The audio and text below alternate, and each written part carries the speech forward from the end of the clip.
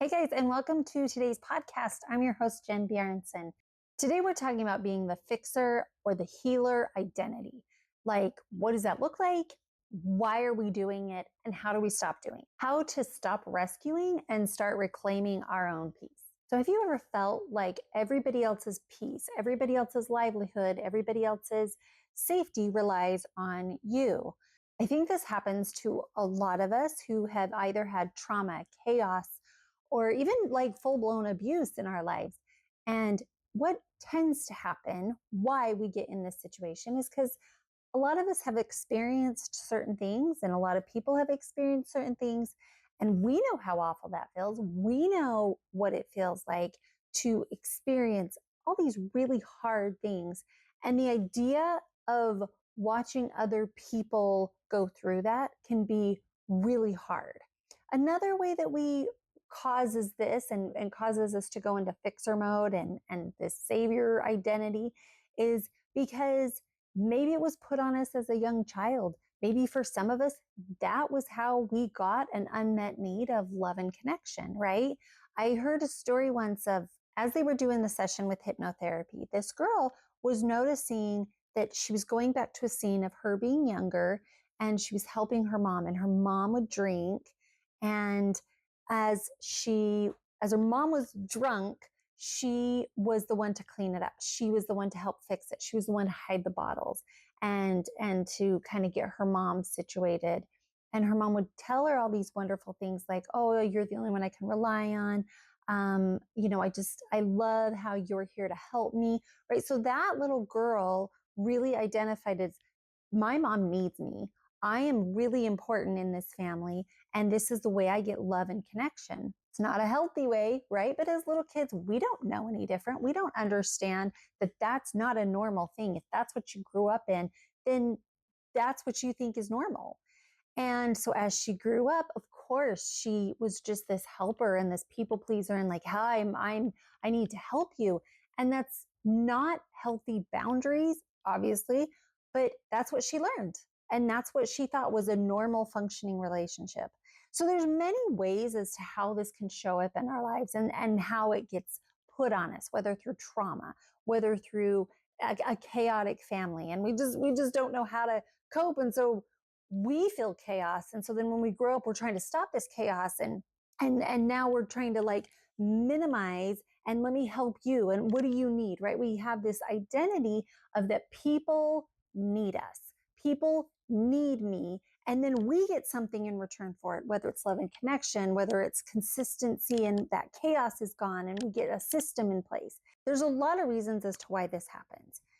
At the same time, the reason is really important to know, but not to hang on to why it's happened, right? One of the things in healing, it's really important that it's okay to figure out why this thing happened, how we got here. That's a really important thing to understand. But there's a lot of times that we get really stuck on the why. We really get stuck, and that becomes our identity. And in healing, if you get stuck at that part, it's really hard to get past it because we're just constantly really, really stuck on this thing that this is why it happened. And I can't believe that this was my childhood. And I can't believe that this is how my parents behaved. And it's only until we can get past that, we can look past that and we can say, okay, wasn't right, wasn't okay. It doesn't make me a bad person, that this is how it's affected my life. It doesn't mean I'm less than, but now how do we move on? Okay, so what is a fixer? So a fixer is somebody who feels emotionally responsible for other people's peace, other people having a good experience. They feel if somebody's not handling something well, they are in charge of fixing it. They need to change the situation, to help the situation, to rearrange it in some way, shape, or form because somebody else is not handling things well and you're responsible for that. If you're a savior identity, this is where you recognize or feel like you have to rescue other people, that other people need your help, and it is your responsibility to get people out of a situation. They're similar, but they're a little bit different. Now, we've kind of already discussed where it comes from. Definitely comes from childhood trauma. It can come through chaos situations. The other thing it can come from is a culture or a programming. Sometimes it's a religious culture.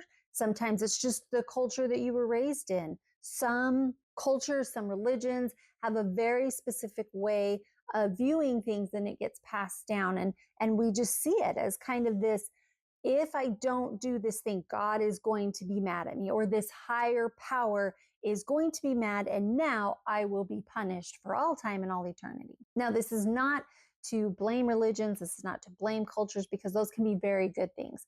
But when you have certain views that are put upon people in a fear base, this can cause the fixing, this can cause the savior identities too. Sometimes another thing we don't think about is the core wound of feeling unwanted. Sometimes the core wound of unworthiness. It's the mask of helpfulness. So, my only worth here on this earth is to help others. If I'm not helping others, what is my point?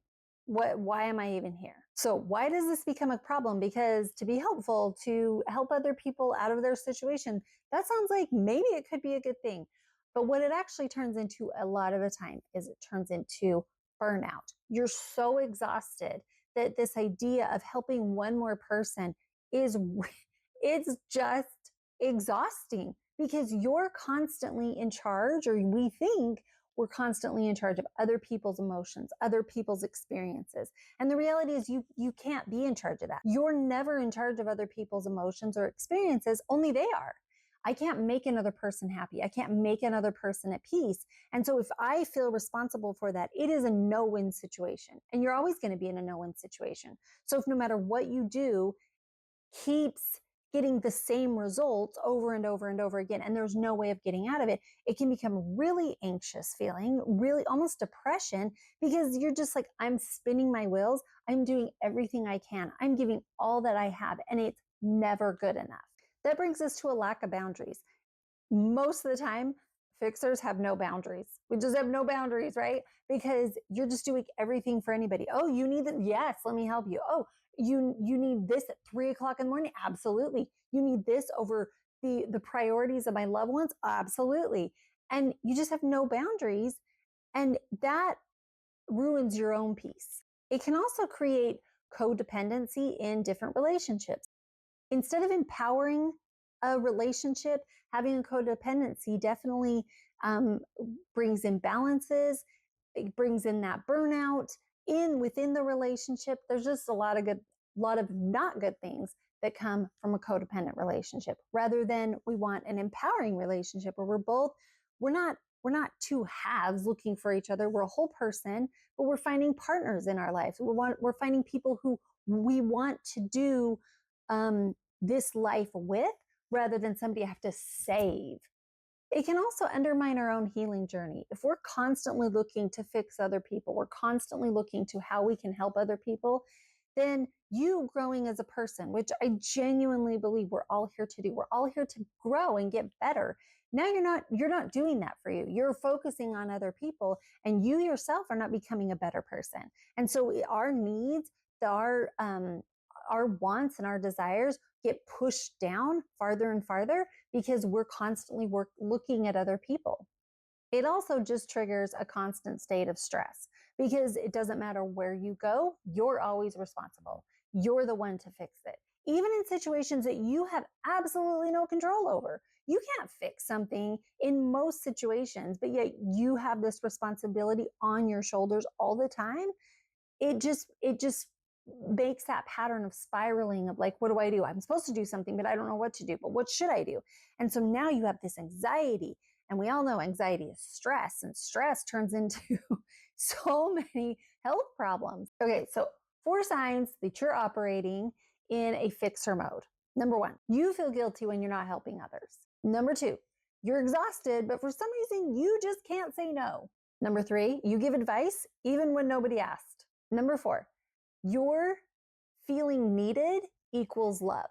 And one extra one is you're actually drawn to very broken and very chaotic people, which brings a lot of chaos into your life. All right, so now that we know what it is, now that we know how we've gotten there, okay, that's helpful, but not the part that we really want. What we want is, what do we do? How do we fix this? How do we get past this? All right. Well, step one is awareness. Awareness is a really important part because if you're not aware of it, how do we fix it? Also, along with awareness, I think it's really important that we have compassion for ourselves. I think I do understand that sometimes once we have this awareness, now we feel guilty and oh my gosh, look at how much trauma I brought in. And now I've caused this into my relationships and I was the problem. I get that. But compassion is a really important part to get to because if we're just guilting ourselves all the time and we're just feeling this shame for ourselves, now we don't get anywhere either. Okay? So the point is, yes, we need to recognize it. And yes, it sucks that we got here and it sucks how we got here at the same time. This putting shame is not helping. So if we want to help it and we want to get past it, let's get past it. So go, okay, I did this, but I didn't know any better. If I knew better, I would have done better, right? That's a big key. If you would have known better, you would have done better. And that's what this video is about. You're learning to do better. And so when we find something we don't like, it's really important to we can kind of have those moments of, I can't believe it. Oh man, that's annoying. And man, look at the chaos it brought over here. And look at how it messed up this relationship. I get that. But as soon as we possibly can, we have to get to a point where we're saying, okay, got it. We did this. This is how it's come to now. I am going to choose to do better. What does that better look like? So the first part of awareness is to figure out the pattern that you do, right? If we understand this pattern and we understand that, okay, I'm definitely a fixer. So take certain situations. Sometimes it's easy to do them in the situation and in the moment. And sometimes it's easier to look back on the situation and back on the moment. So whichever one works for you or both, figure it out. But the reality is we need to look at the situation and kind of recognize, all right, where have I been a fixer? Where have I felt, even though it's not my place, it's not my job, where have I felt like I had to fix or I had to save somebody? And now start noticing the process. What were you feeling? How did it transpire? Was somebody else involved that made you feel that way? Is it a family trait where like everybody just looks to you, everybody calls you? I actually had a situation, I thought this was interesting. So we had a minor family situation, and just the way that it was going, I decided, you know what, I'm going to help this person, and not in a fixed way. I genuinely was going to help. And I will take point in this. So I texted everybody and I was like, hey guys, we need to figure out this situation together. What was interesting is instead of responding back to me, everybody either responded back to another person or texted or called in some way. And I thought as I sat back and I looked at that situation, the dynamic of the people that was involved in this situation, in this family, I thought they had already appointed who was in charge. Not good or bad, right? But I thought, isn't that interesting? Isn't that interesting that as families go or in groups of people, we already have our roles and we choose who's doing what. And so if you're the fixer person and people just know to call you and you've always played that role, it's really fascinating when you decide to step away, because now you're not just choosing to step away, you're now disrupting an entire group of people who are like, wait a minute, what's happening? Why aren't you responding my text? Why aren't you fixing this for me? And so start noticing those patterns and those habits that may not include just you. They may include other people like your family, your friend group, at work. And it's really interesting when you start changing what it's going to do to a dynamic of people. All right, the second part is to reclaim your energy.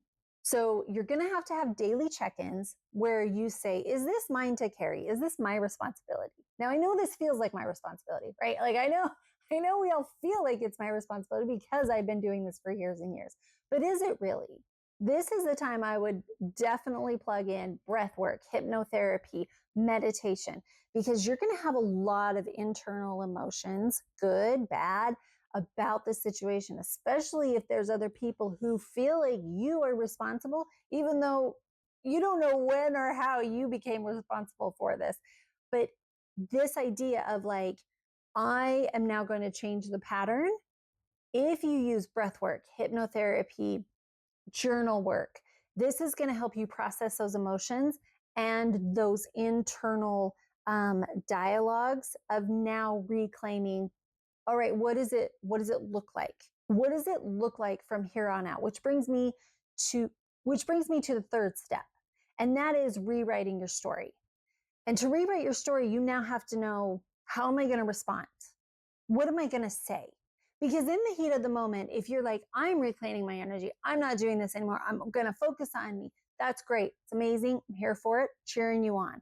At the same time, if you don't have a response and multiple responses, because everybody's different, you're going to have people who instantly are like, oh, okay, and they back away. They're uncomfortable, or they may not really say anything, or they may be kind of passive aggressive, but they may not say anything. Then you're going to have other people who they are not okay with it. And they're going to, why? What are you doing? Why can't you? Don't you know you're doing this?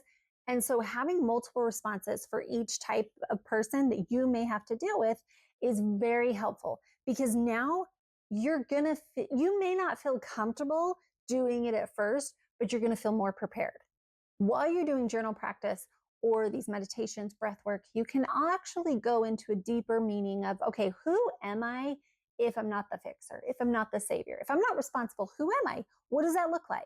And that really brings you into an identity shift of, all right, we're going to shift from being the fixer and this martyr of, I have to do it, I'm just in charge, to being a mentor. You can help people. That's great. That's amazing to help people. And the knowledge that you have is really important to share. And it's knowledge that only you've experienced the way you've experienced it. And it's also, you share it the way that you share it. And only you can do that. So it's wonderful to have these experiences, and it's wonderful to be helpful. But what does that look like in not a fixer or a savior identity, but more as a mentor? Instead of rescuing somebody, more of like a rooted guide. Now, this brings us into step 4, which is more of a healthy support rather than an overgiver. I've also sometimes heard them as an aggressive helper.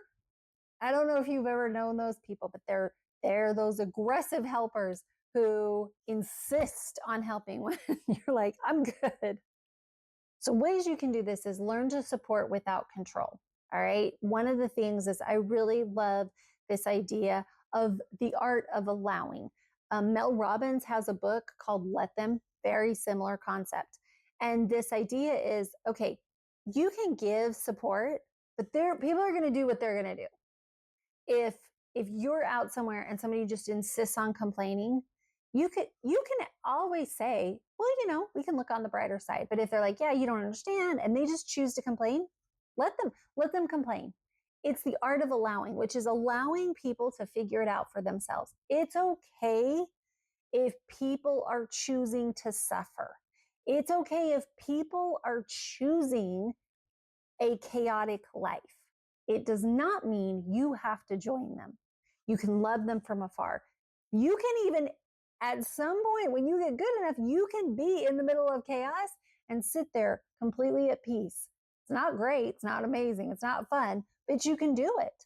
The next part is helping people rise without carrying their load. I love the story of the lighthouse versus the tugboat. So a tugboat goes out and they literally drag the boat back in, and they're being tossed along the waves, and they're out in the chaos, and they're out in the storm, right?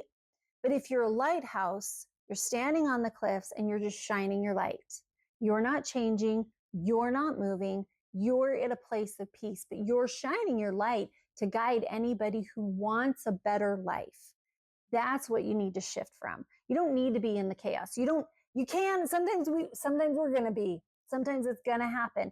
But the goal is to be at a place of peace, and nothing can disturb us.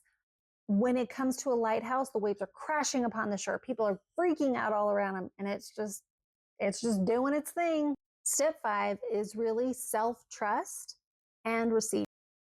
Now, this one is allowing people to hold space for you. This is allowing people to do things for you, to not just you always being the helper, but being the receiver and being in healthy relationships that give and take, that you add value, but they also add value to you. Also, practice letting go of the outcome. And I know this one is so hard at first because when you get in the fixer mode and you feel so responsible, then when the outcome becomes not the best and you didn't help and you weren't there to clean up the pieces, well, now we feel responsible. And this is really where the hypnotherapy, shadow work, breath work, all of this is really going to help you understand that you're not responsible, that it's not your job. So as we get to a point where we've really figured this out, this is going to be a practice that you're going to have to really practice and to make it your own, to really sink it in. It's not going to come on the first day. There's definitely going to be a lot of emotion. So one of the affirmations that you can hold and say to yourself on a daily basis is, I am worthy even when I'm not rescuing. So I really want to invite you to write in your journal, do the breath work, do the meditations, really take some time to allow yourself to make this and incorporate this into your daily life. Because the more people, I genuinely believe that we have a divine gift. And if we're constantly worrying about other people, we're not doing that divine gift. We're not doing that amazing thing that only we can do. And when we're worried about other people, we're not doing the thing we're supposed to be doing because we're so worried about other people. And so it really benefits us, even though I think sometimes it feels selfish. It feels like, no, I should be helping people. I should be keeping people safe. I know it feels like that should be better. And what just focusing on me and what I need and what I want, that sounds selfish. But the more that we take care of ourselves first, then the more we can help other people, the more we can go and we can be that lighthouse for people, because now we have something to stand on. People can look at us as an example rather than this, you need to save me. No, you need to save yourself. We're all in charge of ourselves. So I trust that this information was helpful. Thank you so much for hanging out with me today. I genuinely appreciate it. And if this was helpful for you, this information, and you know of somebody that definitely could hear this, please share this because that definitely helps us out. Until next time, bye guys.